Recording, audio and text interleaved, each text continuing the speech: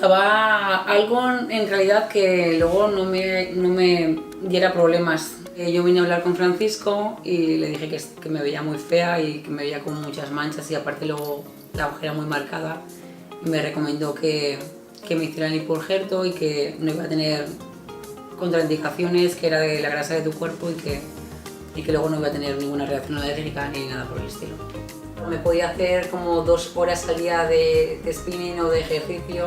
Entonces, claro, yo me quedaba muy delgada, pero a la vez mi cara se queda muy delgada y con las facciones muy marcadas y las ojeras súper marcadas. Yo aparte tengo manchas en la piel y entonces se me veían, aquí tengo una y se me veía el doble. Entonces cuando me hice esto, sí que noté que aparte de rellenarme la cara como cuando tenía hace ya 10 años, las manchas sí que noté que se me empezaron a desaparecer. Y lo bueno es que la gente te nota que estás guapa, pero no sabe decirte lo que es. ¿Sabes lo que quiere decir? No te dice, ¿te has operado de eso? ¿Te has puesto? No. Yo tengo una amiga, me ve y dice, ostras, dice, te conozco desde que teníamos 15 años, dice, y ahora te veo con la edad que tienes, dice, me quedo alucinada. Yo no estoy muy contenta. Lo he recomendado, de hecho, también a varias amigas y han venido Teslas y han quedado muy contentas.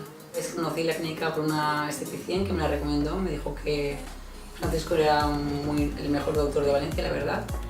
Y vine a hacerme un tratamiento de estética hace 15 años y de eso lo conozco. Había ido a otros tratamientos de estética, no nada que ver con el lipoinjerto. La verdad es que estoy muy contenta. Por ejemplo, te sacan grasa de alguna zona del cuerpo donde haya grasa para sacártelo y luego pues te lo van rellenando la zona que tú quieras. A mí me rellenaron 3 zonas.